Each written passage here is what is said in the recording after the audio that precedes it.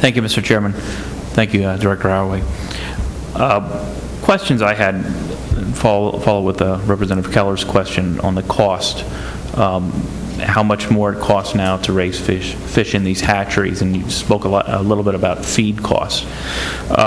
In conversations that you and I had and staff members of Fish and Boat concerning co-ops in my district and DEP regulations for discharge limits, could you put a cost on what those regulations, discharge regulations, have cost the Fish and Boat Commission as far as per fish or enclosing different facilities or not operating co-ops, what that cost analysis would be on the amount of fish that you're limited to put out because of some of those cost requirements?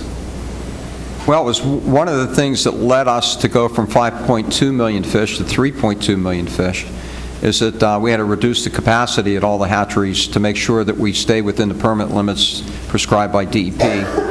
The treatment costs, we access Growing Greener 2 money to build the treatment plants. However, we operate and manage those plants ourselves.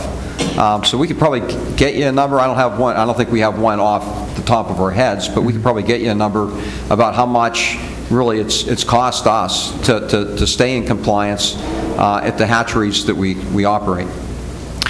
In the conversations that I've had, it seems rather excessive, some of the DEP requirements on these hatcheries, and counterproductive to promoting conservation and fishing and wildlife in our communities.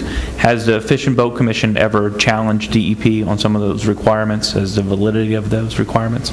Well, those things occurred before I became director, else we probably would have.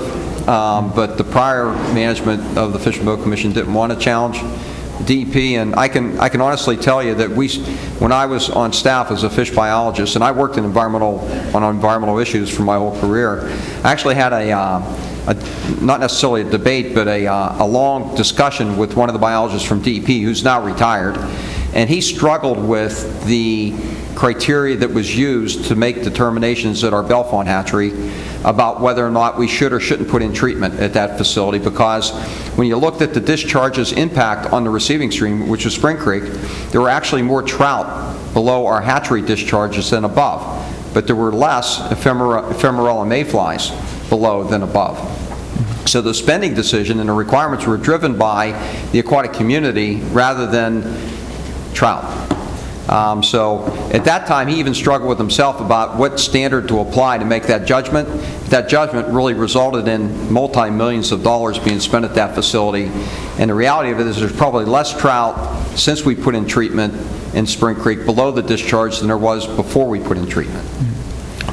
As we continue to look for opportunities and working with co-ops, it's going to be very difficult for these co-ops to exist under these current requirements.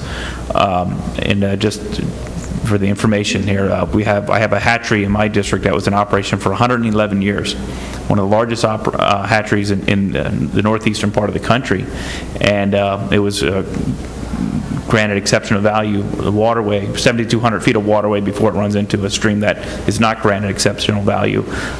In 2004, when the hatchery was operating, it was shut down for 2 years. They want to reopen it, and they're going to have to put in millions of dollars in extra costs to clean the water or to get those contaminants out of what they are deeming to be contaminants out of the water. So I think it's counterproductive, and I would, continue to push the Fish and Boat Commission to challenge on those assumptions. That's been one of the best fishing streams for decades in my district, and it seems counterproductive to try to look at increasing license fees or increasing fees on the public and providing them less fishing opportunities because of regulations that really I don't feel were based on sound science. Thank you.